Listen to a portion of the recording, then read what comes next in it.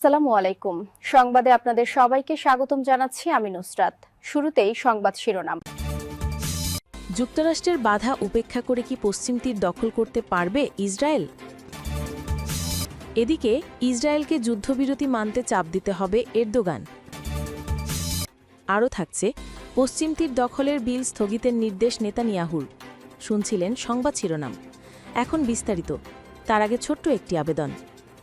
আপনি কি মনে করেন যুক্তরাষ্ট্রের বাধা উপেক্ষা করে ইসরায়েল কি সত্যি পশ্চিম তীর দখল করতে পারবে, নাকি এরদোগানের মতো আরও দেশকে এখন সামনে এসে ইসরায়েলের আগ্রাসন থামাতে হবে?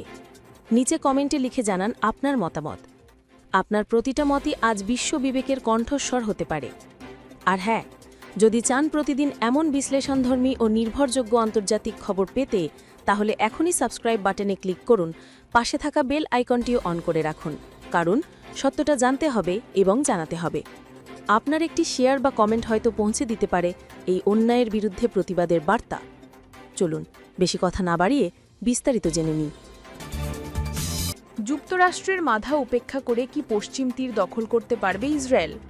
ফিলিস্তিনের পশ্চিম তীর আনুষ্ঠানিকভাবে ইসরায়েলের ভূখণ্ডে অন্তর্ভুক্ত করার একটি বিতর্কিত বিল ইসরায়েলের পার্লামেন্ট নেসেটে প্রাথমিক ধাপে পাশ হয়েছে। এই পদক্ষেপ আন্তর্জাতিক আইনের সুস্পষ্ট লঙ্ঘন। অন্যদিকে ইসরায়েলি প্রধানমন্ত্রী বেনিয়ামিন নেতানজাহু এবং যুক্তরাষ্ট্র বিলটির বিরোধিতা করছে। গত মঙ্গলবার নেসেটে পশ্চিম তীরে ইসরায়েলি সার্বভৌমত্ব আরোপের বিলটি ২৫-২৪ ভোটে প্রাথমিক অনুমোদন লাভ করে। অপর একটি বিল, যাতে শুধু মালে আদমিম বসতিকে সংযুক্ত করার দাবি জানানো হয়েছিল, সেটিও পাশ হয় ৩২-৯ ভোটে। এই বিল দুটি আইনে পরিণত হতে নেসেটে আরও ৩টি ধাপ পার হতে হবে। প্রাথমিক অনুমোদনের পর বিল দুটি এখন আরও আলোচনার জন্য সংসদের পররাষ্ট্র ও প্রতিরক্ষা কমিটিতে পাঠানো হবে। প্রধানমন্ত্রী বেনিয়ামিন নেতানজাহু ও তার লিকুড পার্টি বিল দুটির বিরোধিতা করেছে। তারা এই ভোটকে বিরোধী দলের উস্কানি হিসেবে আখ্যা দিয়েছে। এতে যুক্তরাষ্ট্রের সঙ্গে ইসরায়েলের সম্পর্ক নষ্ট করতে পারে আশঙ্কা করছে তারা। লিকুড পার্টির প্রায় সব সদস্য ভোট বয়কট করেছে। বিল পাশের খবর পেয়ে মার্কিন প্রেসিডেন্ট ডোনাল্ড ট্রাম্প স্পষ্ট ভাষায় জানিয়েছেন, ইসরায়েলকে তিনি পশ্চিম তীর সংযুক্তির কোনো অনুমতি দেবেন না। প্রয়োজনে তিনি ইসরায়েলের প্রথম মার্কিন সমর্থন প্রত্যাহার করার হুমকিও দেন। গাজায় যুদ্ধবিরতি তদারকি করতে ইসরায়েল সফররত মার্কিন ভাইস প্রেসিডেন্ট জেডি ভ্যান্স এই ভোটকে খুবই বোকা রাজনৈতিক চাল বলে মন্তব্য করেছেন। নেসেটে এই বিল পাশ হবার পর আন্তর্জাতিক অঙ্গনে তীব্র প্রতিক্রিয়া দেখা দিয়েছে। ফিলিস্তিনি কর্তৃপক্ষের পররাষ্ট্র মন্ত্রণালয় এই পদক্ষেপকে অবৈধ এবং অগ্রহণযোগ্য বলে নিন্দা জানিয়েছে। হামাস বলেছে, এই বিল দখলদার ইসরায়েলের উপনিবেশবাদী চেহারা স্পষ্ট করে দিয়েছে। সৌদি আরব, কাতার ও জর্ডান এই সিদ্ধান্তের তীব্র নিন্দা জানিয়ে বলেছে যে এটি দ্বিরাষ্ট্র সমাধানের সম্ভাবনাকে ধ্বংস করবে।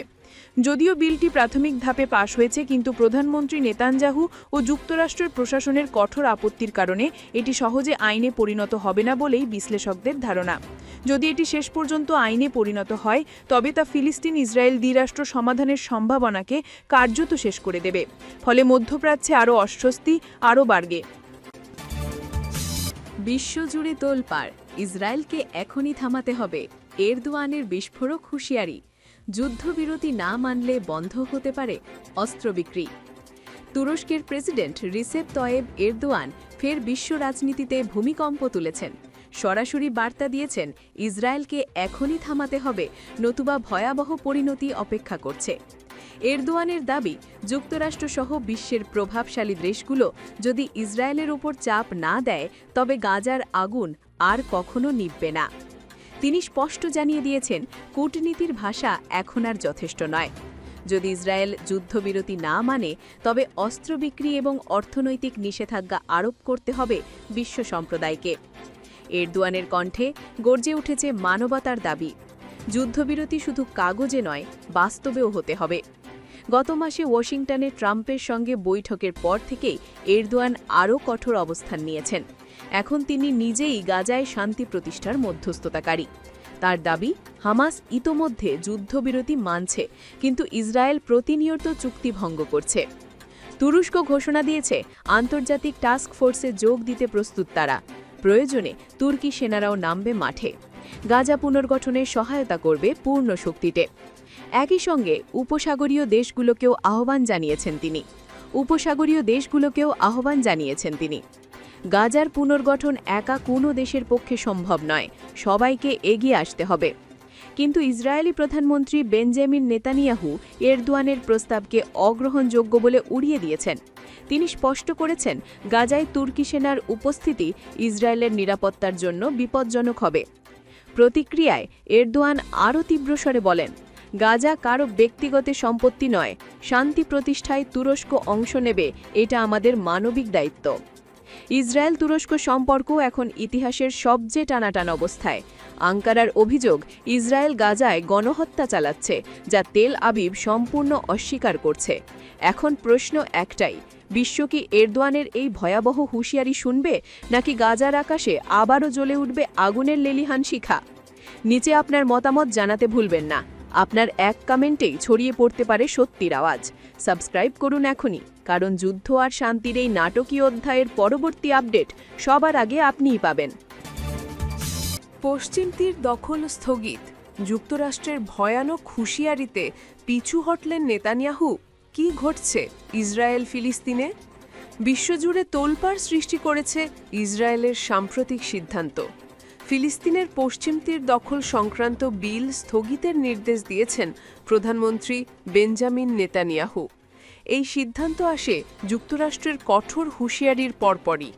হোয়াইট হাউস স্পষ্ট জানিয়ে দিয়েছে, যদি ইসরায়েল এই বিল বাস্তবায়ন শুরু করে, তবে যুক্তরাষ্ট্রের কাছ থেকে সব ধরনের সহযোগিতা বন্ধ হয়ে যাবে।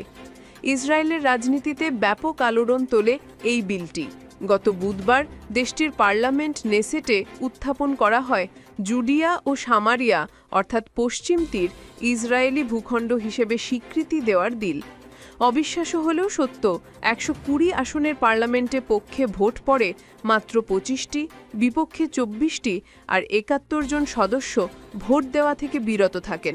এদের মধ্যেই ছিলেন নেতানিয়াহু নিজে এবং তার দল লিকুড পার্টির বেশ কয়েকজন প্রভাবশালী এমপি।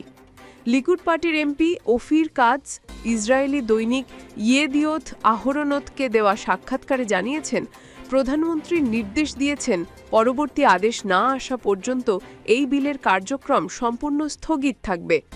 বিশ্লেষকরা বলছেন, এই সিদ্ধান্ত নেতানিয়াহুর জন্য এক বড় রাজনৈতিক ধাক্কা, কারণ পশ্চিম তীরকে সরকারি ইসরায়েল ভূখণ্ড ঘোষণা করা ছিল তার এক দীর্ঘদিনের স্বপ্ন এবং ক্ষমতাসীন গোষ্ঠীর আল্ট্রা ন্যাশনালিস্ট এজেন্ডা। কিন্তু ট্রাম্প প্রশাসনের চাপের মুখে নেতানিয়াহুকে পিছু হটতে হলো। ইসরায়েলি সূত্রগুলো বলছে, আপাতত বিলটির পরবর্তী ভোট স্থগিত করা হয়েছে, কারণ ইসরায়েলের পররাষ্ট্র নীতি নিয়ে এখন যুক্তরাষ্ট্রের সঙ্গে সম্পর্ক অচলাবস্থায় পড়েছে।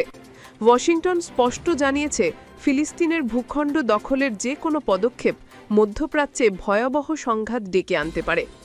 এখন প্রশ্ন একটাই, এই স্থগিতাদেশ কি সাময়িক কৌশল, নাকি আন্তর্জাতিক চাপেই ইসরায়েল সত্যি পিছু হটছে? নিচে আপনার মতামত লিখে জানান।